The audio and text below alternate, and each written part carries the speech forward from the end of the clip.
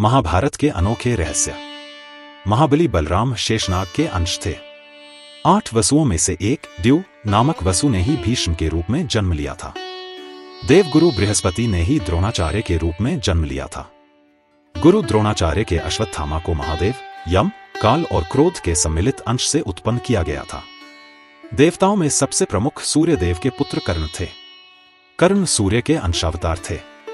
दुर्योधन कलयुग का तथा उसके 100 भाई पुलस्त्य वंश के राक्षस के अंश थे।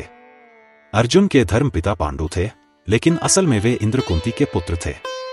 भीम को पवन पुत्र कहा जाता है। हनुमान जी भी पवन पुत्र ही थे। युधिष्ठिर धर्मराज कुंती के पुत्र थे। युधिष्ठिर के धर्म पिता पांडु थे और वे 5 पांडवों में से सबसे बड़े भाई थे। नकुल और सहदेव 33 देवताओं में से 2 अश्विनी कुमारों के अंश से उत्पन्न हुए थे। ये 2 अश्विनी कुमार थे, 1 नासत्य और 2 दस्त्र। रुद्र के एक गण ने कृपाचार्य के रूप में अवतार लिया। द्वापर युग के अंश से शकुनी का जन्म हुआ। अरिष्टा के पुत्र हंस नामक गंधर्व धृतराष्ट्र तथा उसका छोटा भाई पांडु के रूप में जन्मे। सूर्य के अंश धर्म ही विदुर के नाम से प्रसिद्ध हुए। कुंती और माद्री के रूप में सिद्धि और धृतिका का जन्म हुआ था। मति का जन्म राजा सुबल की पुत्री गांधारी के रूप में हुआ था।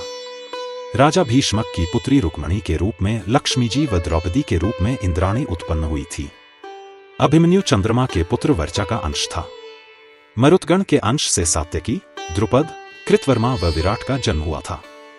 अग्नि अंश से धृष्टद्युम्न व राक्षस के अंश से शिखंडी का जन्म हुआ था।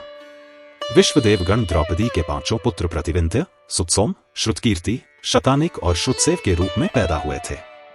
दानवराज विप्रचित्ति जरासंध व हिरण्यकशिपु शिशुपाल का अंश था। कालनेमी दैत्य ने ही कंस का रूप धारण किया था। इंद्र की आज्ञानुसार अप्सराओं के अंश से 16,000 स्त्रियां उत्पन्न हुई थी। बाबा जय गुरुदेव के वचन और भजन रोजाना सुनने के लिए गुरु के वचन चैनल को सब्सक्राइब करें, लाइक करें, शेयर करें।